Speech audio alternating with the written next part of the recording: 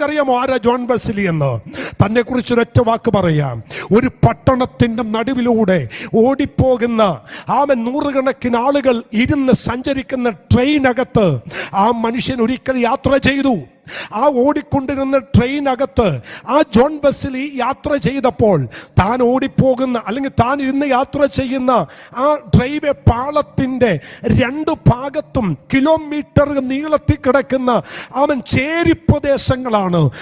ഈ ദൈവദാസൻ ഈ ട്രെയിനകത്ത് യാത്ര ചെയ്യുമ്പോൾ ഈ ചേരിയിൽ താമസിക്കുന്ന ആയിരക്കണക്കിന് ലക്ഷക്കണക്കിന് ആളുകൾ അവിടെ ചേരിയുടെ ആ മുറിക്കകത്തൊന്ന് അവരുടെ വീടിനകത്തൊന്ന് അവർ ഓടി വെളിയിലേക്ക് ഇറങ്ങി യേശുവേ യേശുവേ എന്ന് വിളിച്ച് രക്ഷിക്കപ്പെടുവാനിടയായി. ആ ദൈവ മനുഷ്യൻ ഒരു ട്രെയിൻ യാത്രയിൽ ഒരു ദേശം ഒരു പട്ടണം മുഴുവൻ മാനസാന്തരത്തിലേക്ക് കൊണ്ടുവന്നു. തന്നെ അഭിമുഖത്തിൽ വേണ്ടി ഒരു മനുഷ്യൻ ഇന്റർവ്യൂ ചെയ്യുമ്പോൾ തന്നോട് ചോദിച്ചു, സാർ താങ്കൾ ട്രെയിന് പോയപ്പോൾ ആ ട്രെയിനകത്ത് താൻ ഒന്നും ചെയ്തില്ല, താങ്കൾ ചുമ്മാ ഇരുന്നപ്പോൾ നൂറുകണക്കിന് ആളുകൾ ഈ ചേരി പ്രദേശത്ത് നിന്ന് പാപബോധത്താൽ അവർ രക്ഷിക്കപ്പെടാനിടയായി. എന്താണ് ഇതിന്റെ രഹസ്യം? താൻ പറഞ്ഞൊരൊറ്റ കാര്യം ഇതാണ്, മുട്ടുമടക്കാൻ നിങ്ങൾ തയ്യാറാണെങ്കിൽ നിങ്ങൾക്കും അത് സംഭവിക്കും. ഇന്ന് ഈ ലോകത്തിൽ പിശാചൻ ആരോടെങ്കിലും ഒരു പോരാട്ടമുണ്ടെങ്കിൽ കൈയും കെട്ടി അവൻ സുഖമായി ഏസി മുറിക്കകത്ത് കിടന്നുറങ്ങുന്നവനല്ല പിശാചന് പോരാട്ടമുള്ളത്. പിശാചന് പോരാട്ടമുള്ളത് പ്രാർത്ഥിക്കുന്നവനോടാണ്. പ്രാർത്ഥിക്കുന്നവനോട് അവന് പോരാട്ടമുണ്ട്. പ്രാർത്ഥിക്കുന്നവനോട് അവനൊരു യുദ്ധമുണ്ട്. പ്രാർത്ഥിക്കുന്ന ദാനിയേലിനോടും പ്രാർത്ഥിക്കുന്ന പത്രോസിനോടും പ്രാർത്ഥിക്കുന്ന ജോസഫിനോടുമൊക്കെ പിശാചന് ജഡത്തിന്റെയും ലോകത്തിന്റെയും പോരാട്ടമുണ്ട്.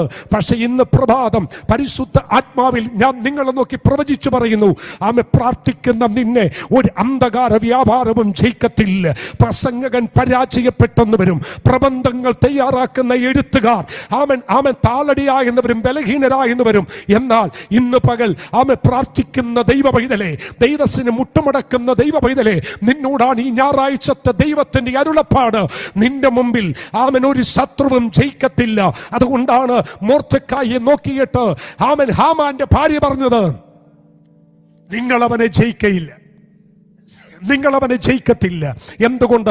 അവൻ യഹൂദനാണ്. ഞാൻ പലപ്പോഴും ചിന്തിക്കാറുണ്ട്, ഹാമാന്റെ ഭാര്യ മൊർദെഖായിയെ നോക്കിയിട്ട് പറയുന്നു, സാർ നിങ്ങൾ അവനെ ജയിക്കത്തില്ല. എന്തുകൊണ്ട് ജയിക്കത്തില്ല? അവൻ വലിയ കായിക അഭ്യാസം പഠിച്ചവനായതുകൊണ്ടാണോ? ഒരിക്കലുമല്ല. തുടർന്ന് നമ്മൾ വായിക്കുമ്പോൾ നമുക്കറിയാം, 3 ദിവസം ഉപവസിച്ച് യഹൂദ ജനത്തിന്റെ വിടുതലിന് വേണ്ടി കണ്ണുനീരൊഴുക്കി പ്രാർത്ഥിക്കുന്ന മൊർദെഖായിയെ കാണിച്ചിട്ടാണ് ഹാമാന്റെ ഭാര്യ പറയുന്നത്, നിങ്ങൾ അവനെ ജയിക്കത്തില്ല. ഒരു ദൂത് ആത്മനിറവിൽ ഞാൻ നിങ്ങളോട് പറയാം, പ്രാർത്ഥിക്കാൻ സന്മനസ്സുള്ള ദൈവ പൈതലേ, പ്രാർത്ഥിക്കാൻ ഇന്ന് പകൽ തുടങ്ങ്. സമയങ്ങൾ മാറ്റിവെക്ക്, പ്രാർത്ഥനയ്ക്ക് വേണ്ടി സമയങ്ങൾ മാറ്റിവെക്ക്. പ്രാർത്ഥിക്കാൻ മുട്ടുകാൽ മടക്ക്, പ്രാർത്ഥനയ്ക്ക് വേണ്ടി കരങ്ങൾ കൂപ്പ്. പരിശുദ്ധ ആത്മാവ് ഇന്ന് നിങ്ങളോട് എന്ത് പ്രസംഗിക്കണമെന്നുള്ള ദൈവ ശബ്ദത്തിന് മുമ്പിൽ ആത്മാവ് എന്നോട് പറഞ്ഞൊരു ദൂതാണ്. പ്രാർത്ഥിക്കുവാൻ ദൈവജനത്തോട് പറയുക, കെട്ടിക്കിടക്കുന്ന ചില വിടുതലുകൾ ദൈവം തുറന്നുവിടാൻ വേണ്ടി പോകുകയാണ്. നാളുകളായി നിങ്ങൾ അനുഭവിക്കുന്ന ചില വിഷയങ്ങളുടെ മേൽ ദൈവത്തിന്റെ ഉദ്ധാരണത്തിന്റെ കരം നീട്ടാൻ പോകുന്നു. ഞാൻ അതുകൊണ്ട് വളരെ ആഴമായി വേഗത്തിൽ പറഞ്ഞു പോകുക. പ്രാർത്ഥന എന്ന് പറയുന്നത് ചെറിയ കാര്യമല്ല. ഞാൻ ഒരിക്കൽ ഒരു കൊച്ചു കാര്യം ഇങ്ങനെ വായിച്ചത് ഞാനിങ്ങനെ എഴുതിയിട്ടു. ശക്തനായ ലോകം അറിയപ്പെടുന്ന ഒരു അഭിഷിക്ത ദൈവദാസനാണ് ജോൺ വെസ്ലി എന്ന് പറയുന്ന ഒരു മനുഷ്യൻ. ആ മനുഷ്യൻ പറഞ്ഞ ഒരു വാക്യം ഞാൻ നിങ്ങൾക്ക് വേണ്ടി വായിക്കാം. പാപത്തെ ഭയപ്പെടുന്നവരും ദൈവത്തിൽ ആശ്രയിക്കുന്നവരുമായ 100 പ്രാർത്ഥന വീരന്മാർ ഉണ്ടെങ്കിൽ അവർ പാതാള ഗോപുരങ്ങളെ ഇളക്കുകയും ദൈവരാജ്യം ഈ ഭൂമിയിൽ സ്ഥാപിക്കുകയും ചെയ്യുമെന്ന് ഞാൻ ഉറപ്പു തരുന്നു. എന്നെ അത്ഭുതപ്പെടുത്തി ഈ വാക്യം. പാപത്തെ ഭയപ്പെടുന്നവരും ദൈവത്തിൽ ആശ്രയിക്കുന്നവരുമായ 100 പ്രാർത്ഥന വീരന്മാർ ഉണ്ടെങ്കിൽ അവർ പാതാള ഗോപുരത്തെ ഇളക്കി മറിക്കുമെന്ന് കർത്താവിന്റെ ദാസൻ ജോൺ വെസ്ലി എന്ന് പറയുന്ന മനുഷ്യൻ പറഞ്ഞു. നിങ്ങൾക്കറിയാമോ ആരാ ജോൺ വെസ്ലി എന്ന്? തന്നെ കുറിച്ച് ഒരൊറ്റ വാക്ക് പറയാം. ഒരു പട്ടണത്തിന്റെ നടുവിലൂടെ ഓടിപ്പോകുന്ന നൂറുകണക്കിന് ആളുകൾ ഇരുന്ന് സഞ്ചരിക്കുന്ന ട്രെയിനകത്ത് ആ മനുഷ്യൻ ഒരിക്കൽ യാത്ര ചെയ്തു. ആ ഓടിക്കൊണ്ടിരുന്ന ട്രെയിനകത്ത് ആ ജോൺ വെസ്ലി യാത്ര ചെയ്തപ്പോൾ താൻ ഓടിപ്പോകുന്ന അല്ലെങ്കിൽ താൻ ഇരുന്ന് യാത്ര ചെയ്യുന്ന ആ റെയിൽവേ പാളത്തിന്റെ രണ്ടു ഭാഗത്തും കിലോമീറ്റർ നീളത്തിൽ കിടക്കുന്ന ചേരി പ്രദേശങ്ങളാണ്. ഈ ദൈവദാസൻ ഈ ട്രെയിനകത്ത് യാത്ര ചെയ്യുമ്പോൾ ഈ ചേരിയിൽ താമസിക്കുന്ന ആയിരക്കണക്കിന് ലക്ഷക്കണക്കിന് ആളുകൾ അവിടെ ചേരിയുടെ ആ മുറിക്കകത്തുനിന്ന് അവരുടെ വീടിനകത്തുനിന്ന് അവർ ഓടി വെളിയിലേക്ക് ഇറങ്ങി യേശുവേ യേശുവേ എന്ന് വിളിച്ച് രക്ഷിക്കപ്പെടുവാനിടയായി. ആ ദൈവ മനുഷ്യൻ ഒരു ട്രെയിൻ യാത്രയിൽ ഒരു ദേശം, ഒരു പട്ടണം മുഴുവൻ മാനസാന്തരത്തിലേക്ക് കൊണ്ടുവന്നു. തന്നെ അഭിമുഖത്തിൽ വേണ്ടി ഒരു മനുഷ്യൻ ഇന്റർവ്യൂ ചെയ്യുമ്പോൾ തന്നോട് ചോദിച്ചു, സാർ താങ്കൾ ട്രെയിന് പോയപ്പോൾ ആ ട്രെയിനകത്ത് താൻ ഒന്നും ചെയ്തില്ല, താങ്കൾ ചുമ്മാ ഇരുന്നപ്പോൾ നൂറുകണക്കിന് ആളുകൾ ഈ ചേരി പ്രദേശത്ത് നിന്ന് പാപബോധത്താൽ അവർ രക്ഷിക്കപ്പെടാനിടയായി. എന്താണ് ഇതിന്റെ രഹസ്യം? താൻ പറഞ്ഞൊരൊറ്റ കാര്യം ഇതാണ്, മുട്ടുമടക്കാൻ നിങ്ങൾ തയ്യാറാണെങ്കിൽ നിങ്ങൾക്കും അത് സംഭവിക്കും. ഇന്ന് പകൽ ആത്മദൂത് ഞാൻ നിങ്ങളോട് പറയാ, ജോൺ വെസ്ലിയുടെ കാലത്ത് ആയിരങ്ങൾ പതിനായിരങ്ങൾ യേശുവിലേക്ക് വരാൻ കാരണം ജോൺ വെസ്ലിയുടെ പ്രസംഗമല്ലായിരുന്നു, തന്റെ പ്രാർത്ഥനയാണ്. ഇന്ന് ആരോടൊക്കെ ദൈവത്തിന്റെ ആത്മാവ് പറയുന്നു, നിന്റെ ചരിത്രം മാറാനുള്ളത് ഒരൊറ്റ പ്രാർത്ഥനയാണ്. പ്രാർത്ഥിക്കാൻ ഇന്ന് പകൽ മുട്ടുമടക്കം തയ്യാറാണെങ്കിൽ, പ്രാർത്ഥിക്കാൻ ഈ പകൽ ദൈവമക്കൾ തയ്യാറാണെങ്കിൽ നിങ്ങളിലൂടെ അത്ഭുതങ്ങൾ സംഭവിക്കുമെന്ന് ആത്മാവ് ഇന്ന് പകൽ ദൂത് പറയുകയാണ്. ദൈവമക്കളെ, പ്രാർത്ഥന എന്ന കല സ്വർഗത്തിൽ സകല നിക്ഷേപങ്ങളും തുറക്കുന്ന ഒരു താക്കോലാണ്. നിങ്ങൾ പ്രാർത്ഥിക്കാൻ തുടങ്ങിയാൽ സ്വർഗത്തിന്റെ കലവറകൾ മുഴുവൻ തുറന്ന് ആ കലവറയിൽ ഇരിക്കുന്ന സകല വാക്തത്വ നന്മകളും ആത്മീക ഭൗതിക നന്മകളും നിങ്ങൾക്ക് നൽകി തരാനിടയാകും. എവിടെയൊക്കെ ഒരു കുറവുണ്ടല്ലേ, എവിടെയൊക്കെയോ ഒരു പരാജയങ്ങൾ ഉണ്ടല്ലേ, ആ പരാധനകളും പരാജയങ്ങളും മാറാൻ, കുറവുകൾ മാറാൻ ആത്മാവ് പറയുന്ന ഒറ്റ ദൂതാണ്, നിങ്ങൾ എന്ത് ചെയ്യുക? പ്രാർത്ഥിക്കുക. വളരെ ശക്തനായ ഒരു ദൈവദാസൻ ഒരിക്കൽ പറഞ്ഞ ഒരു കൊച്ചു വാചകം എൻ്റെ ഉള്ളത്തിലുള്ളത് ഞാൻ നിങ്ങളോട് പറയും. അതിങ്ങനെയാണ്, പ്രാർത്ഥന പ്രഭാതത്തിൻ്റെ താക്കോലും സന്ധ്യയുടെ പൂട്ടുമായിരിക്കട്ടെ. പ്രഭാതത്തിൻ്റെ താക്കോലാണ് പ്രാർത്ഥന, സന്ധ്യയെങ്കിൽ ഒരു പൂട്ടുമാകണം. എന്ന് വെച്ചാൽ രാവിലെ തുടങ്ങുമ്പോൾ പ്രാർത്ഥിച്ച് തുടങ്ങുകയും സന്ധ്യയാകുമ്പോൾ പ്രാർത്ഥിച്ച് അടക്കുകയും ചെയ്യണം. അതായിരിക്കണം പ്രാർത്ഥന എന്നുള്ളത് നിങ്ങൾ തിരിച്ചറിയുക. ഒരിക്കൽ ജോഷി പാസ്റ്റർ വന്നപ്പോൾ പറഞ്ഞ ഒരു ഭാഗം ഇങ്ങനെയാണ്, എൻ്റെ ഉള്ളിൽ അത് കിടപ്പുണ്ട്. നിങ്ങൾ ആർക്കു വേണ്ടി പ്രാർത്ഥിക്കുന്നുവോ അവന്റെ കുറ്റം നിങ്ങൾ പറയുകയില്ല. നിങ്ങൾ ആരുടെ കുറ്റം നിങ്ങൾ പറയുന്നുവോ അവന് വേണ്ടി നിങ്ങൾ പ്രാർത്ഥിക്കത്തുമില്ല. അപ്പൊ പ്രാർത്ഥന ചെറുതല്ല, പ്രാർത്ഥന ഒരു വിശ്വാസത്തിന്റെ ശബ്ദമാണ്. ഈ ദിവസങ്ങളിൽ നമ്മുടെ എല്ലാ പരിപാടികളും നമുക്കൊന്ന് മാറ്റിവെക്കാം, നമ്മുടെ തിരക്കുകൾ നമുക്കൊന്ന് മാറ്റിവെക്കാം, നമ്മുടെ കോലാഹലങ്ങൾ നമുക്കൊന്ന് മാറ്റിവെക്കാം. മറ്റെല്ലാത്തിനും നമുക്ക് സമയമുണ്ട്. വീടുകളിൽ ഗസ്റ്റുകൾ വരട്ടെ, വീടുകളിൽ വിസിറ്റേഴ്സിന് ആളുകൾ വരട്ടെ. പക്ഷേ ദൈവ പൈതലേ, ഈ പ്രതിസന്ധിയുടെ നടുവിൽ, ഈ പ്രതികൂലത്തിന്റെ നടുവിൽ നിനക്ക് പിടിച്ചു നിൽക്കാൻ ഒരൊറ്റ വഴിയേ ഉള്ളൂ, പ്രാർത്ഥിക്കുക. അതുകൊണ്ടാണ് ആത്മാവിൻ ഞാൻ പറയുന്നത്, പ്രാർത്ഥിക്കുന്ന ഒരു ദൈവ പൈതലും തളരുകയില്ല എന്ന് ആത്മാവിൻ ഞാൻ ദൂത് പറയുന്നു. എന്താണ് പ്രാർത്ഥനയുടെ ശക്തി? ദൈവമക്കളെ, ബൈബിൾ നമുക്ക് കാണിക്കുന്ന പ്രാർത്ഥനയ്ക്ക് ഒന്ന് രണ്ട് വഴികാട്ടിയായ വാക്യങ്ങളുണ്ട്. പ്രാർത്ഥനയുടെ ചില രീതികൾ വേദപുസ്തകത്തിലുണ്ട്. എന്തെല്ലാമാണ് പ്രാർത്ഥനയിൽ അടങ്ങിയിരിക്കുന്നത്? വായിക്കാം.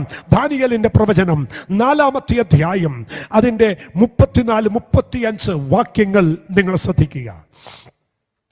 ആ കാലം കഴിഞ്ഞിട്ട് നെബൂഖദ്നേസർ ഞാൻ സ്വർഗത്തേക്ക് കണ്ണുയർത്തി, എൻ്റെ ബുദ്ധിയും എനിക്ക് മടങ്ങി വന്നു. ഞാൻ അത്യുന്നതനായവനെ വാഴ്ത്തി എന്നേക്കും ജീവിച്ചിരിക്കുന്നവനെ നമസ്കരിച്ച് ബഹുമാനിക്കുകയും ചെയ്തു.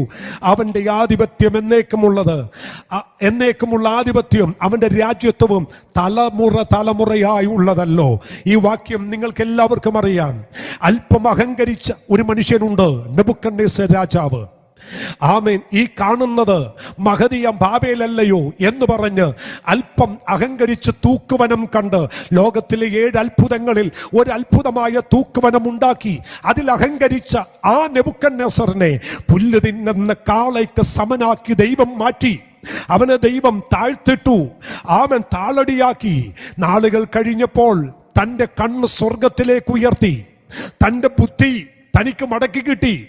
അവൻ ബുദ്ധി മടങ്ങി വന്നപ്പോൾ, അവൻ തൻ്റെ സ്വയബോധം തനിക്ക് മടങ്ങി വന്നപ്പോൾ താൻ ആദ്യം ചെയ്ത് എന്നാന്നറിയാമോ? ദൈവസന്നിധിയിൽ ആരാധിച്ച് പ്രാർത്ഥിക്കാൻ തുടങ്ങി. പ്രാർത്ഥിക്കാൻ തുടങ്ങി. എന്താണ് പ്രാർത്ഥന? പ്രാർത്ഥനയ്ക്കകത്ത് ഒരാരാധനയുണ്ട്. പ്രാർത്ഥന ഒരു ആരാധനയാണ്. അവൻ വെറുതും ഏട്ടുപറച്ചിൽ മാത്രമല്ല ദൈവ പൈതലേ. പ്രാർത്ഥന എന്ന് പറയുന്നത് ഒരാരാധനയാണ്. പ്രാർത്ഥിക്കുമ്പോൾ തന്നെ അതിനകത്ത് ആരാധന ശബ്ദമുണ്ട്. എന്താണ് ആരാധന? ദൈവത്തിൻ്റെ മഹത്വവും ദൈവത്തിൻ്റെ തേജസ്സും ദൈവത്തിന് ബഹുമാനം കൊടുത്ത് ഏറ്റുപറയുന്നതാണ് ആരാധന. നെബൂഖദ്നേസർ ചെയ്ത എന്നാന്നറിയാമോ? പ്രാർത്ഥിക്കുക മാത്രമല്ല, പ്രാർത്ഥനക്കകത്ത് ആരാധനയും കൂടി കൂട്ടി താൻ ദൈവസന്നിധിയിൽ ചെയ്തു. എന്താണ് പ്രാർത്ഥന?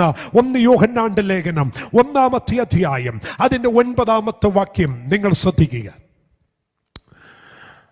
1 യോഹന്നാന്റെ ലേഖനം 1-ാം അധ്യായം അതിന്റെ 9-ാമത്തെ വേദവാക്യം. നമ്മുടെ പാപങ്ങളെ ഏറ്റുപറയുന്നു എങ്കിൽ അവൻ നമ്മോട് പാപങ്ങളെ ക്ഷമിച്ച് സകല അനീതിയും പോക്കി നമ്മെ ശുദ്ധീകരിപ്പാൻ തക്കവണ്ണം വിശ്വസ്തനും നീതിമാനുമാണ്. എന്താണ് പ്രാർത്ഥന? പ്രാർത്ഥന ആരാധനയാണ്. പ്രാർത്ഥനയുടെ വഴികാട്ടിയാണ്. എന്താണ്? ഒന്ന്, പ്രാർത്ഥനക്കകത്ത് എന്തുണ്ട്? ആരാധനയുണ്ട്. അതിനോട് ചേർന്ന് എനിക്ക് എടുത്തു പറയാനൊരു കാര്യമുണ്ട്. അപ്പോസ്തലപ്രവൃത്തി 16-ാം അധ്യായം 25-ാം വാക്യം വായിക്കുമ്പോൾ പൗലോസും ശീലാസും തടവിൽ കിടക്കുമ്പോൾ ഇങ്ങനെയാണ് ആ വാക്യം. അവർ പ്രാർത്ഥിച്ച് ദൈവത്തെ പാടി സ്തുതിച്ചു. ആ വാക്യം ഒന്നിടാമോ? 16-ാം അധ്യായം 25-ാമത്തെ വാക്യം അപ്പോസ്തലപ്രവൃത്തി. അവർ കർത്താവിനെ പാടി സ്തുതിച്ചാരാധിച്ചു എന്നൊരു വാക്യമുണ്ട്. വേഗത്തിൽ ഇട്ടാട്ടെ.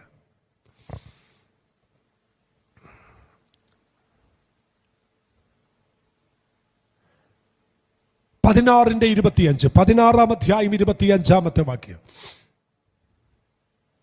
14 അല്ല, 16-ാമത്തെ വാക്യം.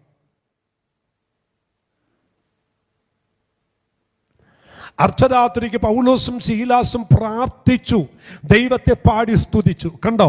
പ്രാർത്ഥനക്കകത്ത് ദൈവത്തിൻ്റെ സ്തുതിയുണ്ട്, പ്രാർത്ഥനക്കകത്ത് ദൈവത്തെ ആരാധനയുണ്ട്. അപ്പൊ പ്രാർത്ഥന എന്ന് പറയുന്നത് ചെറുതല്ല. പ്രാർത്ഥനയിൽ 5 ഘടകങ്ങളാണ് എനിക്ക് പറയാനുള്ളത്. 5 കാര്യങ്ങൾ. അതിലൊന്ന് ആരാധനയാണ്. അത് ആദ്യം ഞാൻ പറഞ്ഞു. 2 ഏറ്റുപറച്ചിലാണ്. പ്രാർത്ഥനക്കകത്ത് ഏറ്റുപറച്ചിലുണ്ട്. ജീവിതത്തിൽ വന്നുപോയ കുറവുകൾ ഏറ്റുപറയാൻ കഴിയും. ജീവിതത്തിൽ വന്നുപോയ കുറവുകളും തെറ്റുകളും ദൈവസന്നിധി ഏറ്റുപറയാൻ കഴിയും. അപ്പൊ പ്രാർത്ഥിക്കുന്ന വ്യക്തി പ്രാർത്ഥനക്കകത്തുണ്ടാകേണ്ട 1-ാമത്തെ ഘടകം ആരാധനയാണ്. 2 ഏറ്റുപറച്ചിലാണ്. ആമേൻ. എന്തുകൊണ്ട് നമ്മുടെ പ്രാർത്ഥന ദൈവം കേൾക്കയില്ല എന്നുള്ളത് ഞാൻ പിന്നീട് പറയാം. ഏറ്റുപറയാതെ ദൈവസന്നിധി മുട്ടുമടക്കരുത്. ഓടി വന്ന് ദൈവസന്നിധിയിൽ ഇരുന്ന് പ്രാർത്ഥിച്ച് വിടുതൽ പ്രാപിക്കാമെന്ന് നിങ്ങൾ ഒരിക്കലും ചിന്തിക്കരുത്. ഓർക്കണം, പ്രാർത്ഥിക്കാൻ മുട്ടുമടക്കുന്ന വ്യക്തി അറിയേണ്ട 1-2 കാര്യങ്ങളുണ്ട്. അതിലൊരു കാര്യം ഞാൻ പറയാം. സ്വർഗം പോലും തൃക്കണ്ണിൽ എന്തല്ല? നിർമ്മലമല്ല.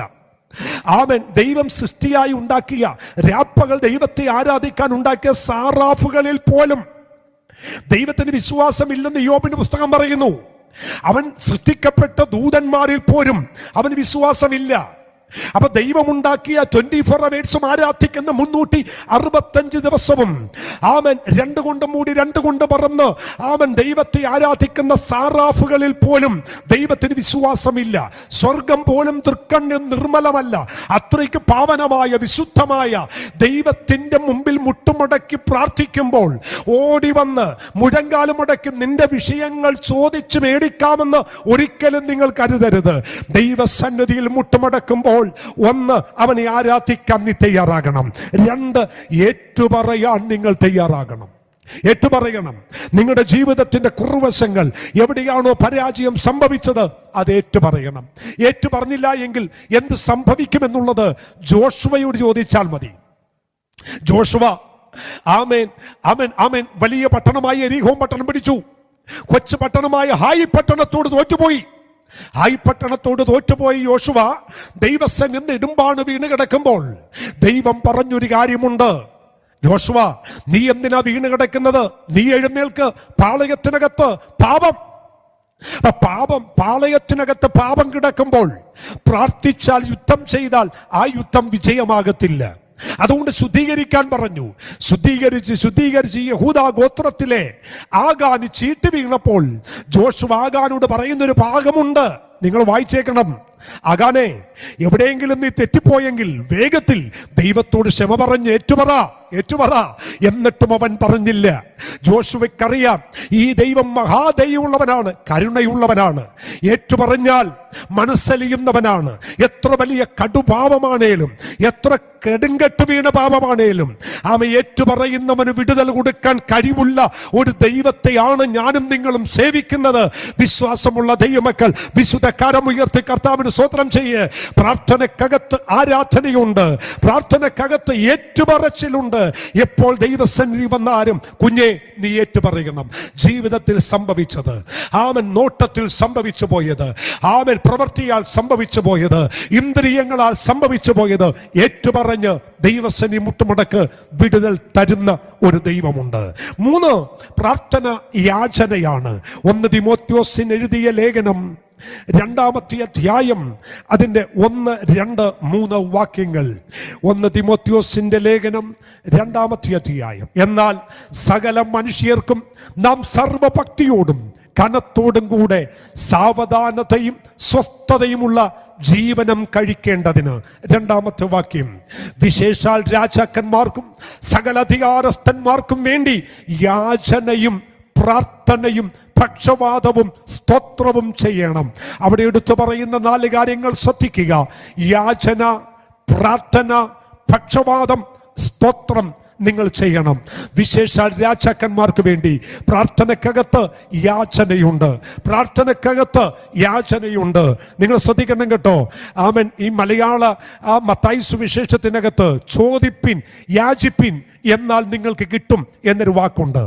എന്നാൽ അതിൻ്റെ ആ വാക്കിന്റെ യഥാർത്ഥ അർത്ഥം യാചിപ്പിൻ എന്നല്ല, ആസ്കിൻ, ചോദിപ്പിൻ എന്ന വാക്യമാണ് യഥാർത്ഥത്തിൽ കൊടുത്തിട്ടുള്ളത്.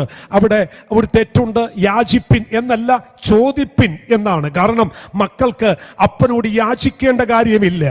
ആമേൻ. സ്നേഹിതനും ആമേൻ മറ്റുള്ളവർക്കുമാണ് അപ്പനോട് യാചിക്കാനുള്ളത്. മക്കൾക്ക് യാചിക്കേണ്ട ആവശ്യമില്ലല്ലോ. അതുകൊണ്ട് തന്നെ ആ പദം അങ്ങനെയാണ്, ചോദിപ്പിൻ. എന്നാൽ വിശേഷ രാജാക്കന്മാർക്കും സകല അധികാരസ്ഥന്മാർക്ക് വേണ്ടി ദൈവമക്കൾ എന്ത് ചെയ്യണം? യാചന കഴിക്കണം. ഒരുപക്ഷെ അവർ ദൈവത്തെ അറിയാത്തവരാകാം, ദൈവത്തെ പിൻപറ്റാത്തവരാകാം. അവർക്ക് വേണ്ടി പക്ഷപാതം ചെയ്യണം, അവർക്ക് വേണ്ടി യാചന കഴിക്കണം, പ്രാർത്ഥനയിൽ അവർക്ക് വേണ്ടി സമയം ചെലവഴിക്കണം. 3, യാചന. 4, ആ വാക്യത്തിൽ തന്നെയുണ്ട്. യാക്കോബിന്റെ ലേഖനം 5-ാം അധ്യായം അതിന്റെ 14, 15-ാമത്തെ വാക്യം, മധ്യസ്ഥത അണക്കണം. ആമേൻ. ഒന്നിട്ടെ യാക്കോബിന്റെ ലേഖനം 5-ാം അധ്യായം അതിന്റെ 14-ാമത്തെ വേദവാക്യം. യാക്കോബ് 5:14. നിങ്ങളിൽ ദീനമായി കിടക്കുന്നവൻ സഭയിലെ മൂപ്പന്മാരെ വരുത്തട്ടെ. അവർ കർത്താവിന്റെ നാമത്തിൽ അവനെ എണ്ണ പൂശി അവന് വേണ്ടി പ്രാർത്ഥിക്കട്ടെ. 15-ാമത്തെ വാക്യം ഇങ്ങനെയാണ്, എന്നാൽ വിശ്വാസത്തോട് കൂടിയ പ്രാർത്ഥന ദീനക്കാരനെ രക്ഷിക്കും, കർത്താവ് അവനെ എഴുന്നേൽപ്പിക്കും. അവൻ പാപം ചെയ്തിട്ടുണ്ടെങ്കിൽ അവനോട് ക്ഷമിക്കും. അവിടെ മധ്യസ്ഥത ചെയ്യണം. ഒരുവന് വേണ്ടി മധ്യസ്ഥത ചെയ്യണം, ഒരു വ്യക്തിക്ക് വേണ്ടി മധ്യസ്ഥത ചെയ്യണം. ദൈവമക്കളെ, ഒരു പക്ഷേ അവന് വേണ്ടി അവന്റെ പാപത്തെക്കുറിച്ച് അവന് ബോധമില്ലായിരിക്കാം, അല്ലെങ്കിൽ പ്രാർത്ഥനയെക്കുറിച്ച് അവൻ ആഴമായ ഒരു ചിന്തയില്ലായിരിക്കാം. എന്നാൽ അവൻ നഷ്ടപ്പെട്ടു പോകാതിരിക്കേണ്ടതിന്, അവൻ നശിച്ചു പോകാതിരിക്കേണ്ടതിന്, അവൻ നരകത്തിന് യോഗ്യനായി തീരാതിരിക്കേണ്ടതിന് ദൈവത്തെ അറിഞ്ഞ ദൈവസന്നിധിയിൽ പ്രാർത്ഥിക്കുന്ന കുഞ്ഞെ, നീ അവന് വേണ്ടി മധ്യസ്ഥത അണക്കണം. അതിൽ വേദപുസ്തകത്തിൽ 2 പേരെ അവൻ ഉദാഹരണമായി ഞാൻ നിങ്ങൾക്ക് കാണിച്ചു തരാം. ഒന്ന്, അബ്രഹാം എന്ന് പറയുന്ന ദൈവത്തിന്റെ സ്നേഹിതനാണ്. ആ സ്നേഹിതനായ അബ്രഹാം തന്റെ സഹോദരപുത്രനായ ലോത്തിനെ സോദോം ഗൊമോറയും നശിപ്പിക്കാൻ ദൈവദൂതന്മാർ കടന്നു ചെല്ലുമ്പോൾ അവിടെ കാണുന്ന ഒരു രംഗമുണ്ട്. നെടുമ്പാണു വീണ് കിടക്കുന്ന ഒരു അബ്രഹാം ദൈവത്തോട് മാപ്പ് പറഞ്ഞും താഴ്മ ധരിച്ചും ദൈവസന്നിധിയിലേക്ക് അടുത്ത് ചെല്ലുന്നു. ദൈവമേ, അങ്ങ് വലിയവനാണെന്ന് എനിക്കറിയാം, അങ്ങ് മഹാപ്രഭുവാണെന്നറിയാം, ഞാൻ അടിയനാണ്, ഞാൻ പുഴുവാണ്, അങ്ങയുടെ മുമ്പിൽ നിൽക്കാൻ ഞാൻ ആരുമല്ല. എന്നിട്ട് ചോദിക്കുന്നു, 50 നീതിമാന്മാരുണ്ടെങ്കിൽ അങ്ങ് നശിപ്പിക്കുമോ? അവനില്ല. 10 നീതിമാന്മാർ നീതിമാന്മാരുണ്ടെങ്കിൽ നശിപ്പിക്കുമോ? ഒടുവിൽ ഒരു നീതിമാൻ പോലും ഉണ്ടെങ്കിൽ അങ്ങ് നശിപ്പിക്കില്ല എന്ന് എനിക്കറിയാമെന്ന് പറഞ്ഞ് മധ്യസ്ഥത അണക്കുന്നു. അതിന്റെ വിടുതൽ എന്നാണെന്നറിയാമോ? ദൂതന്മാർ കയറി ചെന്ന് സോദോമിലേക്ക് ചെന്ന് ആ സഹോദരപുത്രനായ ലോത്തിന്റെയും കുടുംബത്തിന്റെയും കൈക്ക് പിടിച്ച് ആ പട്ടണത്തിന്റെ പുറത്തു കൊണ്ടുവന്ന് രക്ഷിക്കുന്ന ഭാഗം നമുക്കവിടെ കാണാൻ കഴിയും. ആരൊക്കെയോ കുടുംബത്തിന് വേണ്ടി, തലമുറയ്ക്ക് വേണ്ടി, അല്ല നിന്റെ ബന്ധുമിത്രാദികൾക്ക് വേണ്ടി, നിന്റെ ചാർച്ചക്കാർക്ക് വേണ്ടി ഇടിവിൽ നിന്ന് മധ്യസ്ഥത നടക്കുന്ന ദൈവ പൈതലേ, നിന്നോടുള്ള യഹോവയുടെ അരുളപ്പാടാണ്, നിന്റെ മധ്യസ്ഥത ഒരിക്കലും നഷ്ടപ്പെട്ടു പോകത്തില്ല. പത്രോസിന് വേണ്ടി യേശു കർത്താവ് മധ്യസ്ഥത ചെയ്തു. ഒരിക്കൽ പത്രോസിനെ നോക്കി യേശു പറഞ്ഞു, പത്രോസേ, ഗോതമ്പ് പാറ്റുന്നത് പോലെ നിന്നെ പാറ്റിക്കളയേണ്ടതിന് എന്നോട് അവകാശം ചോദിച്ചു. പക്ഷെ നിന്റെ വിശ്വാസം പോയി പോകാതിരിക്കേണ്ടതിന് ഞാൻ നിനക്ക് വേണ്ടി മധ്യസ്ഥത ചെയ്തു. നോക്കിക്കേ, അവൻ ഗന്നേസർ തടാകത്തിന്റെ കരയിൽ നിന്നും വിളിച്ച് അപ്പോസ്തലത്വത്തിലേക്ക് കൊണ്ടുവന്ന പത്രോസിന് വേണ്ടി മധ്യസ്ഥത അണച്ച ഒരു തമ്പുരാൻ കർത്താവ്. അവൻ ഇന്ന് പകൽ മധ്യസ്ഥ പ്രാർത്ഥന ആഴമാണ് ദൈവ പൈതലേ. ഇന്ന് പ്രാരംഭത്തിൽ ഭാരതത്തിന് വേണ്ടി പ്രാർത്ഥിച്ചില്ലേ? ഇന്ത്യക്ക് വേണ്ടി പ്രാർത്ഥിച്ചില്ലേ? രോഗികൾക്ക് വേണ്ടി പ്രാർത്ഥിച്ചില്ലേ? നിങ്ങൾ വിശ്വസിക്ക്, നാം മധ്യസ്ഥത അണച്ച് പ്രാർത്ഥിച്ച സകല വിഷയത്തിനും അടുത്ത ദിവസം മറുപടി തരും. നമ്മുടെ കണ്ണുകൊണ്ട് നമ്മൾ കാണും. ദൈവം ചിലരെ എഴുന്നേൽപ്പിക്കും. ആരൊക്കെയോ മധ്യസ്ഥത അണച്ച് പ്രാർത്ഥിക്കുന്നുണ്ട്. ദൈവമേ, ഞാൻ പ്രാർത്ഥിച്ചാൽ ആ മനുഷ്യൻ വിടുവിക്കപ്പെടുമോ? ഞാൻ പ്രാർത്ഥിച്ചാൽ ആ വ്യക്തിക്ക് ഒരു ഉദ്ധാരണം ഉണ്ടാകുമോ എന്ന് നീ ചിന്തിക്കുന്നെങ്കിൽ നിന്നോടാണ് ദൈവത്തിന്റെ അരുളപ്പാട്. നീ മധ്യസ്ഥത അണച്ച് പ്രാർത്ഥിച്ച സകല വിഷയങ്ങൾക്ക് വേണ്ടിയും ഈ പകൽ ഉത്തരം തരുന്ന ഒരു ദൈവമുണ്ടെന്ന് പരിശുദ്ധാത്മാവിൽ ഞാൻ ദൂത് പറയുന്നു. ഒന്ന്, പ്രാർത്ഥനയിലുള്ള 5 ഘടകങ്ങളിൽ 1 ആരാധനയാണ്, 2 ഏറ്റുപറച്ചിലാണ്, 3 യാചനയാണ്, 4 മധ്യസ്ഥതയാണ്, 5 എന്താണ്? ഫിലിപ്പിയ ലേഖനം 4-ാം അധ്യായം അതിന്റെ 6-ാമത്തെ വാക്യം. പ്രാർത്ഥനക്കകത്ത് അടങ്ങിയിരിക്കുന്ന 4-ാമത്തെ കാര്യം, ഒന്നിനെ കുറിച്ചും വിചാരപ്പെടരുത്. എല്ലാറ്റിലും പ്രാർത്ഥനയാലും അപേക്ഷയാലും നിങ്ങളുടെ ആവശ്യങ്ങളെ സ്തോത്രത്തോടെ ദൈവസന്നിധിയിൽ അറിയിക്കണം. ഒന്നിനെ കുറിച്ചും വിചാരപ്പെടരുത്. അപ്പോസ്തലനായ പൗലോസ് ഫിലിപ്പിയ കാരാഗൃഹത്തിൽ കിടക്കുമ്പോഴും അവൻ ദൈവജനത്തോട് പറയുന്നു, ഒന്നിനെ കുറിച്ചും വിചാരപ്പെടരുത്, എല്ലാറ്റിലും. എന്തെല്ലാം വിഷയം നിങ്ങൾക്കുണ്ടല്ലോ, ഏതെല്ലാം വിഷയം നിങ്ങൾക്കുണ്ടോ, ഞാൻ ഒന്നുകൂടി പറയാം, ചെറുതും വലുതും ഏത് വിഷയമാകട്ടെ, ഒന്നിനെ കുറിച്ചും. ദൈവമക്കളെ, ഈ ആഴ്ചവട്ടത്തിന്റെ 1-ാം ദിവസം കർത്താവ് നിങ്ങളോട് ഇടപെടുകയാണ്. ഒന്നിനെ കുറിച്ചും. കുഞ്ഞിന്റെ വിദ്യാഭ്യാസമാണോ? ഒന്നിനെ കുറിച്ചും. കുഞ്ഞിന്റെ വിവാഹത്തിന്റെ വിഷയമാണോ? ഒന്നിനെ കുറിച്ചും. അല്ല, നിന്റെ ജോലിയുടെ വിഷയമാണോ? ഒന്നിനെ കുറിച്ചും. നിന്റെ ട്രാൻസ്ഫറിന്റെ വിഷയമാണോ? ഒന്നിനെ കുറിച്ചും. നിന്റെ ഭവനം പണിയുടെ വിഷയമാണോ? ഒന്നിനെ കുറിച്ചും. രോഗത്തിന്റെ വിഷയമാണോ? ഒന്നിനെ കുറിച്ചും. ഞാൻ ഈ ദൂത് പറയുമ്പോൾ ആ വിശുദ്ധ കരം ഉയർത്തിക്കൊണ്ട് എത്ര പേര് പറയും, അതെ, ഞാൻ ഒന്നിനെ കുറിച്ചും ഞാൻ വിചാരപ്പെടില്ല, ഞാൻ ഒന്നിനെ കുറിച്ചും ഞാൻ ഭാരപ്പെടുകയില്ല. കാരണം എനിക്ക് വേണ്ടി കരുതുന്ന ഒരു ദൈവമുണ്ട്. നിങ്ങളുടെ സകല ചിന്താകുലങ്ങളും എന്റെ മേൽ ഇട്ടുകൊള്ളുക, ഞാൻ നിങ്ങളെ പുലർത്താമെന്ന് പറഞ്ഞ വാഗ്ദത്തം ചെയ്ത സർവശക്തനായ ദൈവം ഈ പകൽ നമ്മുടെ നടുവിലുണ്ട്. വിശ്വസിക്കുന്നവർ കരമുയർത്തുവരാമേൻ പറ. ആമേൻ. ഞാൻ വേഗത്തിൽ പറഞ്ഞ് അവസാനിപ്പിക്കട്ടെ. ആരാധന, ഏറ്റുപറച്ചിൽ, യാചന, മധ്യസ്ഥത, നന്ദി പ്രകടനം. പ്രാർത്ഥനക്കകത്തെന്നുണ്ട്, നിങ്ങളുടെ ആവശ്യങ്ങൾ സ്തോത്രത്തോടെ ദൈവത്തെ അറിയിക്കണം. നിങ്ങളുടെ ആവശ്യങ്ങൾ സ്തോത്രത്തോടെ നന്ദി പറഞ്ഞുകൊണ്ട് ദൈവസന്നിധിയിൽ നിങ്ങൾ അർപ്പിക്കണം. ഞാൻ കഴിഞ്ഞ 2 ദിവസം മുമ്പ് ഒരു ഭവനത്തിൽ ചെന്ന് പ്രാർത്ഥിക്കുമ്പോൾ ഞാൻ ആ ഭവനത്തിലുള്ളവരോട് പറഞ്ഞു, നിങ്ങൾ മണിക്കൂറുകൾ പ്രാർത്ഥിക്കാൻ കഴിയാത്തൊരു വ്യക്തിയാകാം, 2-3 മണിക്കൂർ നിങ്ങൾ ദൈവസന്നിധിയിൽ ഇരിക്കാൻ വയ്യാത്തൊരു മനുഷ്യനാകാം. പക്ഷെ നിങ്ങൾക്ക് ഞാൻ എളുപ്പമാർഗം പറഞ്ഞു തരാം. പ്രാർത്ഥനയില്ലാതൊരു സൊല്യൂഷൻ അല്ല, പ്രാർത്ഥനയോട് കൂടിയ ഒരു കാര്യം ഞാൻ നിങ്ങളോട് പറയാം. ഞാൻ ആ ഭവനത്തിലിരുന്ന് ഇങ്ങനെ പറഞ്ഞു, എൻ്റെ വൈഫിനെ പോലെയോ മറ്റുള്ളവർ പോലെയോ ഞാൻ മണിക്കൂറുകൾ പ്രാർത്ഥിക്കത്തില്ല. ഞാൻ എൻ്റെ കാര്യം തുറന്നു പറയാം. ഞാൻ 2 മണിക്കൂർ കണ്ടിന്യൂസ് പ്രാർത്ഥിക്കാറില്ല. 5 മണിക്കൂർ നിങ്ങളെപ്പോലെ ഞാൻ പ്രാർത്ഥിക്കാറില്ല. പക്ഷേ ഞാൻ അരമണിക്കൂർ പ്രാർത്ഥിക്കാൻ മുട്ടുമടക്കിയാൽ എൻ്റെ അരമണിക്കൂർ പ്രാർത്ഥനയിൽ ഉള്ളത്, കർത്താവേ, എൻ്റെ ശുശ്രൂഷയെ മാനിക്കണമേ, എൻ്റെ കുടുംബത്തെ അനുഗ്രഹിക്കണമേ, എൻ്റെ കുഞ്ഞുങ്ങൾക്ക് ഭാവി ഒരുക്കി കൊടുക്കണമേ, എൻ്റെ സഭയെ അനുഗ്രഹിക്കണമേ എന്നല്ല ഞാൻ കൂടുതലും പറയുന്നത്. ദൈവമേ, നീ എനിക്ക് തന്ന എല്ലാറ്റിനും നന്ദി. എൻ്റെ പ്രാർത്ഥനയുടെ 99% നന്ദിയായിരിക്കും. ദൈവത്തിന് നന്ദി പറയും, നന്ദി പറയും, നന്ദി പറയും. അവസാനം ഞാൻ പറയും, കർത്താവേ, ഇന്നിന്ന വിഷയങ്ങൾ, ഇന്നിന്ന വ്യക്തികൾ എന്നോട് പ്രാർത്ഥിക്കാൻ ആവശ്യപ്പെട്ടിട്ടുണ്ട്, അവർക്ക് വേണ്ടിയെല്ലാം ഞാൻ സ്തോത്രം ചെയ്യുന്നു. നിങ്ങൾക്കറിയാമോ, ഞാൻ പ്രാർത്ഥിക്കുന്നതും ഞാൻ പ്രാർത്ഥിക്കാത്തതുമായ ഒരുപാട് വിഷയങ്ങൾക്ക് എൻ്റെ ദൈവം മറുപടി തരുന്നു. ഞാൻ ചോദിച്ചതിനപ്പുറമായ വിഷയങ്ങൾക്ക് എൻ്റെ കർത്താവ് മറുപടി തന്ന് ദൈവം എന്നെ അനുഗ്രഹിക്കുന്നു. ഇന്ന് പകൽ ആരോടൊക്കെയ പരിശുദ്ധ ആത്മ പറയുന്നു, നിന്റെ പ്രാർത്ഥന നന്ദി പ്രകടനമാകട്ടെ. ഒരു സെക്കൻഡ് നിങ്ങൾ ഇരിക്കുന്ന ഇരിപ്പിൽ 2 കരം ഉയർത്തിക്കൊണ്ട് നല്ലവണ്ണം നന്ദി പറ ദൈവ പൈതലേ. ആമേൻ, നന്ദി പറ, നന്ദി പറ. ഞാൻ ഇന്നലെ എൻ്റെ വീട്ടിനകത്ത് എൻ്റെ വൈഫിനോട് ഞാൻ പറഞ്ഞൊരു കാര്യമുണ്ട്. ആമേൻ, ഓക്സിജന് വേണ്ടി ജനം നെട്ടോട്ടം ഓടുകയാ. ഇപ്പോഴാണ് ആളുകൾക്ക് ഓക്സിജന്റെ വില മനസ്സിലായത്. ജനിച്ചു വീണ നാൾ മുതൽ ഇല്ല കേട്ടോ, ജനിച്ചു വീണ നാൾ മുതലല്ല. അമ്മയുടെ ഉദരത്തിൽ പിണ്ടാകാരമായിരുന്നപ്പോ, ആമേൻ, അമ്മയുടെ ഉദരത്തിൽ നീ ഉരുവാക്കപ്പെട്ട നിമിഷം മുതൽ ആ മാതാവ് ശ്വസിച്ച ഓക്സിജൻ അല്ലേ നിനക്ക് ജീവൻ നിലനിർത്താൻ കിട്ടിയത്.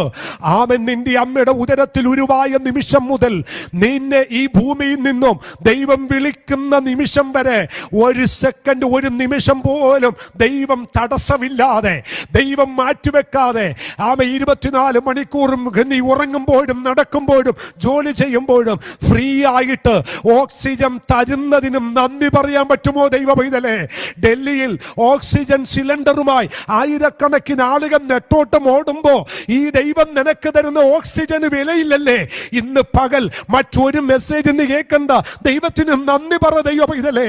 അപ്പന്റെ ഓക്സിജൻ നിലനിർത്താൻ മകൻ ആമൻ ബൈക്കിന് കൊണ്ടുവരുന്നു ഓക്സിജൻ സിലിണ്ടർ.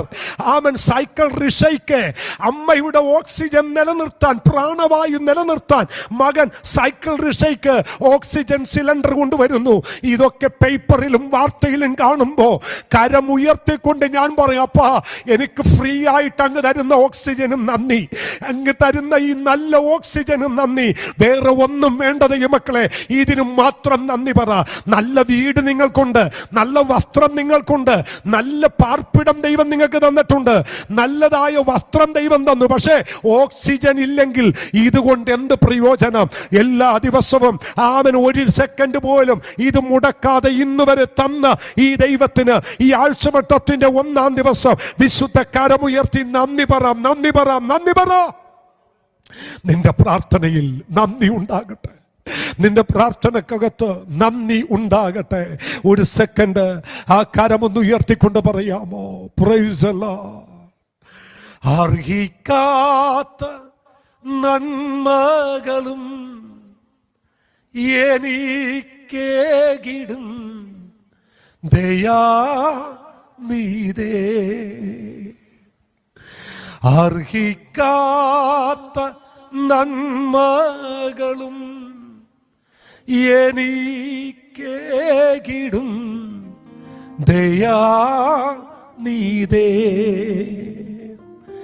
യാചിക്കാത്ത നന്മകൾ പോലുമീ എനിക്കേകി യോനെ സ്തുതി. യാചിക്കാത്ത നന്മകൾ പോലുമീ എനിക്കേകി യോനെ നന്ദിയോടെ ഞാൻ സ്തുതി പാടിടും എൻ്റെ യേശു നാഥാ. എനിക്കാ നീ ചെയ്തോരു നന്മയ്ക്ക് ഇന്നു നന്ദി ചൊല്ലുന്നു ഞാൻ. പ്രാർത്ഥിക്കാം, നമുക്ക് ഒരുമിച്ച് പ്രാർത്ഥിക്കാം. പ്രാർത്ഥനയിൽ ഒരുമിച്ച് പോരാടാം. പ്രാർത്ഥന ശക്തിയേറിയതാണ്. പ്രാർത്ഥനക്കകത്ത് ജീവനുണ്ട്. ദൈവമക്കളെ, നമ്മുടെ പ്രാർത്ഥന ഒരു വലിയ മൂലധനമായി സ്വർഗത്തിൽ വെളിപ്പെട്ടു വരട്ടെ. ഞാൻ 5 കാര്യങ്ങൾ പറഞ്ഞു. പ്രാർത്ഥനയിൽ ആരാധനയുണ്ട്, പ്രാർത്ഥനയിൽ ഏറ്റുപറച്ചിലുണ്ട്, പ്രാർത്ഥനയിൽ യാചനയുണ്ട്, മധ്യസ്ഥതയുണ്ട്, നന്ദി പറയുന്നത് പ്രാർത്ഥനക്കകത്താണ്. അവസാനമായി ചില കാര്യം കൂടി പറഞ്ഞ് നമുക്ക് പ്രാർത്ഥിക്കാം. പ്രാർത്ഥിക്കുന്നവർക്ക് വ്യക്തിപരമായി ഉണ്ടാകേണ്ട 4 യോഗ്യതകളുണ്ട്. നമുക്കറിയാം, നമ്മുടെ യോഗ്യതകളാണ് ഒരുവനെ ആരാണ് എന്നുള്ളത് മാറ്റുന്നത്. ഒരു കമ്പനിയിൽ നിങ്ങൾക്ക് ജോലി ചെയ്യണമെങ്കിൽ അവിടെ യോഗ്യത സർട്ടിഫിക്കറ്റ് വേണം. നിങ്ങൾ എവിടെ, ഏത് ദേശത്ത് എവിടെ ചെന്നാലും നിങ്ങൾക്കൊരു യോഗ്യത തെളിയിക്കുന്ന സർട്ടിഫിക്കറ്റ് നിങ്ങൾക്ക് കൊടുക്കണം. അതുപോലെ തന്നെ വിശുദ്ധ ബൈബിളിൽ പ്രാർത്ഥിക്കുന്ന ഒരു വ്യക്തിക്ക് ആമേൻ വ്യക്തിപരമായി ഉണ്ടായിരിക്കേണ്ട 4 യോഗ്യതകൾ വേദപുസ്തകത്തിനകത്തുണ്ട്. അത് 1 സങ്കീർത്തനം 116 അതിൻ്റെ 18, 19 വാക്യമാണ്. സങ്കീർത്തനം 116 സങ്കീർത്തനം 116 സങ്കീർത്തനം 18, 19 വാക്യം.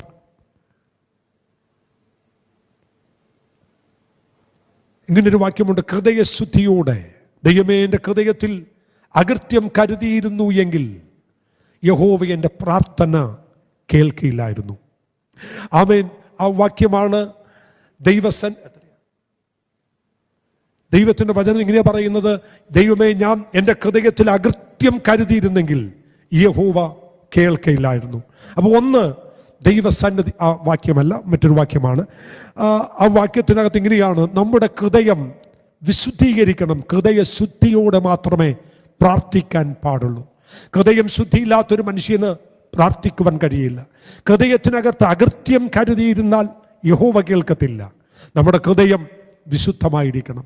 ഹൃദയത്തിനകത്ത് ഒന്നും വെച്ചുകൊണ്ട് പ്രാർത്ഥിക്കരുത്.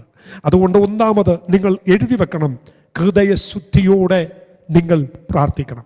മത്തായി സുവിശേഷം 21-ാം അധ്യായം അതിൻ്റെ 22-ാം വാക്യമാണെന്ന് എനിക്ക് തോന്നുന്നു.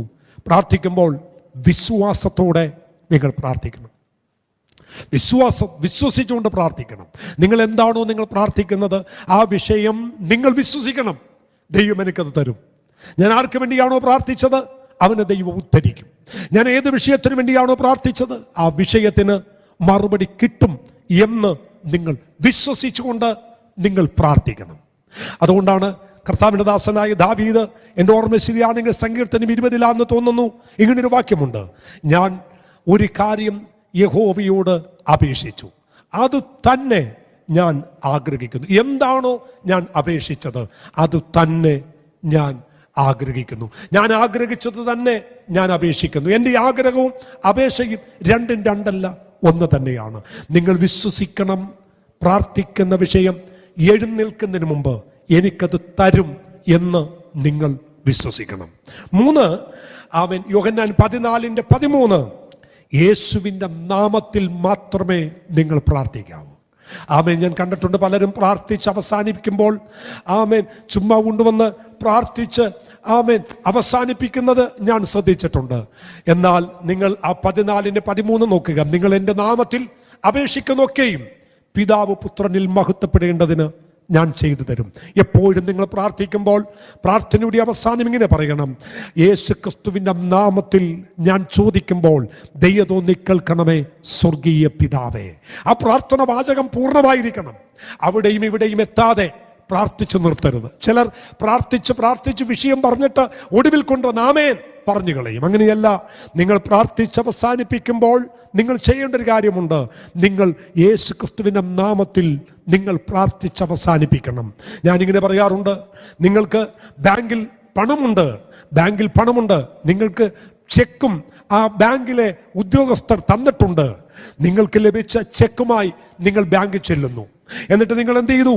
നിങ്ങൾക്ക് എടുക്കേണ്ട പണം ആ ചെക്കിനകത്ത് എഴുതി. 10 ലക്ഷം രൂപയാണോ? 10 ലക്ഷം രൂപ അക്കത്തിലും ആമേൻ അക്ഷരത്തിലും നിങ്ങൾ എഴുതി.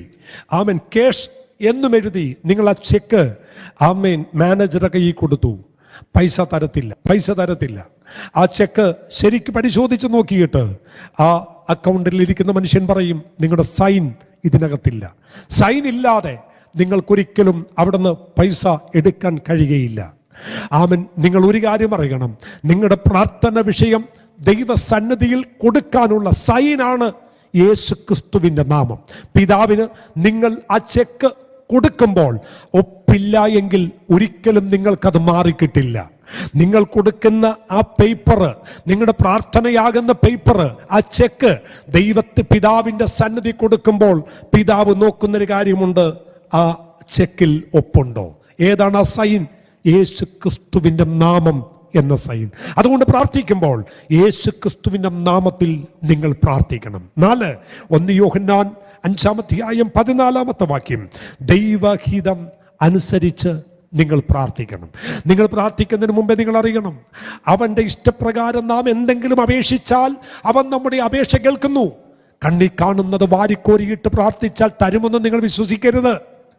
ആമേൻ. ദൈവഹിതമല്ലാത്ത വിഷയം പ്രാർത്ഥിച്ചാൽ ദൈവം തരില്ല. അതാണ് പലർക്കും അറിയാത്തത്. ആമേൻ. പ്രാർത്ഥിച്ചാൽ എന്തും തരുമോ? എന്തും തരുന്നൊരു ദൈവമല്ല. പ്രാർത്ഥിക്കുന്നത് ദൈവം തരും. പക്ഷേ പ്രാർത്ഥിക്കുമ്പോൾ ഒരു കാര്യം കൂടി അറിയണം, ദൈവമേ, ഞാൻ ഈ പ്രാർത്ഥിക്കുന്നത് ദൈവത്തിന് ഇഷ്ടമാണോ, ദൈവത്തിൻ്റെ ഹിതമാണോ എന്നുകൂടി ആരാഞ്ഞിട്ട് വേണം ദൈവസന്നിധിയിൽ പ്രാർത്ഥിക്കാൻ. അവൻ എൻ്റെ മുമ്പിൽ കൂടി കാണുന്നതും എൻ്റെ കൺമുമ്പിൽ വെളിപ്പെട്ട് വരുന്നതും ഒക്കെ നമുക്ക് ചോദിക്കാൻ അവകാശമില്ല. അവൻ കർത്താവ് പ്രാർത്ഥിക്കുമ്പോൾ ഇങ്ങനെ പറഞ്ഞു, പിതാവേ, എൻ്റെ ഇഷ്ടമല്ല നിന്റെ ഇഷ്ടം. 4 കാര്യങ്ങൾ ഞാൻ പറഞ്ഞു. വ്യക്തിക്കുണ്ടാകേണ്ട യോഗ്യത: 1, ഹൃദയശുദ്ധിയോടെ പ്രാർത്ഥിക്കുക. 2, വിശ്വാസത്തോട് പ്രാർത്ഥിക്കുക. 3, യേശുവിൻ്റെ നാമത്തിൽ പ്രാർത്ഥിക്കണം. 4, ദൈവഹിതമനുസരിച്ച് പ്രാർത്ഥിക്കണം. ദൈവഹിതം മനസ്സിലാക്കി പ്രാർത്ഥിക്കണം. എല്ലാ പ്രാർത്ഥനയും ദൈവം കേട്ടെന്ന് വരില്ല. ദൈവഹിതം ആണോ, ദൈവം ആ വിഷയത്തിന് മറുപടി തരും. നമ്മുടെ കണ്ണുകൾ ദൈവസന്നിധിയിൽ അടയ്ക്കാം. നമുക്ക് ദൈവത്തോട് പ്രാർത്ഥിക്കാം. എല്ലാ കണ്ണുകളും ദൈവസന്നിധിയിൽ അടയട്ടെ. വരും ദിവസങ്ങളിൽ ദൈവം നമുക്ക് തരുന്ന എല്ലാ നന്മകൾക്കും നന്ദി പറഞ്ഞും നമ്മുടെ പ്രാർത്ഥന കൂട്ടിയും ഈ ദിവസങ്ങളിൽ നമുക്ക് പ്രാർത്ഥിക്കാം. നാം ഇരിക്കുന്ന ഇരിപ്പിൽ തന്നെ നമുക്കൊരു ദൈവസന്നിധിയിൽ തീരുമാനമെടുക്കാം. നമ്മുടെ പ്രാർത്ഥന കൂട്ടണം. യവനക്കാരത്തികളെ, മാതാപിതാക്കളെ, നമ്മുടെ പ്രാർത്ഥനയ്ക്ക് സമയം കണ്ടെത്തുക. പ്രാർത്ഥിക്കുവാൻ നിങ്ങൾ മുട്ടുമടക്കുക. പ്രാർത്ഥന നിസ്സാരമല്ല, പ്രാർത്ഥന ആഴമായതാണ്. നാം പ്രാർത്ഥിക്കുമ്പോൾ ദൈവം നമുക്ക് വേണ്ടി പ്രവർത്തിക്കും. പ്രാർത്ഥിക്കാത്ത കാരണത്താൽ ലഭിക്കയില്ല ഒന്നും എന്നാണ് പാട്ടുകാരൻ പാടുന്നത്. ദൈവമക്കളെ, നമ്മുടെ പ്രാർത്ഥന ശക്തമാകട്ടെ. ആത്മീക ജീവിതത്തിൻ്റെ ശ്വാസമാണ് പ്രാർത്ഥന. ഒരാത്മീകന് ഓക്സിജൻ എന്നതുപോലെയാണ് പ്രാർത്ഥന. അവൻ പ്രാർത്ഥനയില്ലെങ്കിൽ ആത്മീക ജീവനില്ലെന്നാണ് അർത്ഥം. അതുകൊണ്ട് പ്രാർത്ഥിക്കണം.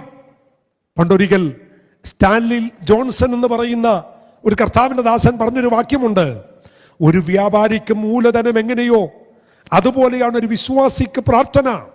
പ്രാർത്ഥനയുടെ രഹസ്യത്തിലുള്ള പ്രാർത്ഥനയാണ്. അനുഗ്രഹിക്കപ്പെട്ട വാക്കാണ്. ഒരു വ്യാപാരിക്ക്, ഒരു ബിസിനസ്സുകാരന് മൂലധനം എങ്ങനെയോ അതുപോലെയാണ് പ്രാർത്ഥന. ഒരു വിശ്വാസിക്ക്, ആമേൻ, പ്രാർത്ഥനയുടെ രഹസ്യം എന്താണ്? രഹസ്യത്തിലുള്ള പ്രാർത്ഥനയാണ്. അതുകൊണ്ട് ഈ ദിവസങ്ങളിൽ മറ്റാരും കാണാതെ നമ്മുടെ വിഷയങ്ങൾക്ക് വേണ്ടി അഭയാചന കഴിപ്പാൻ, നമ്മുടെ വിഷയങ്ങൾക്ക് വേണ്ടി ഇടിവ് നിൽപ്പാൻ പ്രാർത്ഥന മുറിയിലേക്ക് നമുക്ക് കയറാം. മറ്റാരോടും പറയാത്ത വിഷയങ്ങൾ നമുക്ക് ദൈവത്തോട് പറയാം. നിശ്ചയമായും അവൻ നമുക്ക് ഉത്തരം തരും. കണ്ണുകളടയ്ക്കാം. സ്വർഗീയ നല്ല കർത്താവേ, അങ്ങ് ഞങ്ങൾക്ക് തന്ന എല്ലാ നന്മകൾക്കും അനുഗ്രഹങ്ങൾക്കും നന്ദി പറയുന്നു. ഈ ആഴ്ചവട്ടത്തിൻ്റെ 1-ാം ദിവസം ഞങ്ങൾ പ്രാർത്ഥിച്ച വിഷയങ്ങൾക്ക് മറുപടിയും ഇനിയും ഞങ്ങളെ പ്രാർത്ഥിക്കുവാൻ അങ്ങ് ബലപ്പെടുത്തുകയും ചെയ്യുന്നത് കൊണ്ട് ഞങ്ങൾ അങ്ങേക്ക് നന്ദി പറയുന്നു. എല്ലാവരുടെ മേലും മണിക്കൂറുകൾ അങ്ങയുടെ സന്നിധി അഭയാചന കഴിപ്പാൻ, പ്രാർത്ഥിക്കുവാൻ, ഏറ്റുപറയുവാൻ, ആരാധിപ്പാൻ, മധ്യസ്ഥത അണക്കുവാൻ എല്ലാവരുടെ മേലും അങ്ങയുടെ കൃപ ദൈവം പകരണമേ. ഒരു പ്രാവശ്യം കൂടി പിതാവിൻ്റെയും പുത്രൻ്റെയും പരിശുദ്ധാത്മാവിൻ്റെ നാമത്തിൽ അനുഗ്രഹിക്കുന്നു. ക്രിസ്തുവേശുവിൻ നാമത്തിൽ പിതാവേ.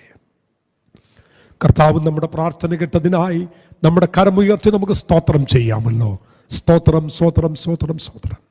പിതാവായ ദൈവത്തിൻ്റെ സ്നേഹവും പുത്രനാമേശുവിൻ്റെ കൃപയും നമ്മെ ആശ്വസിപ്പിച്ച് വഴി നടത്തുന്ന പരിശുദ്ധാത്മാവിൻ്റെ കൂട്ടായ്മയും കാവലും സംസർഗവും നമ്മോടും നാം ഓർത്ത് പ്രാർത്ഥിച്ച എല്ലാ വിഷയത്തോടും സഭയോടും ഇന്നു മുതൽ എന്നേക്കും ഉണ്ടായിരിക്കുമാറാകട്ടെ.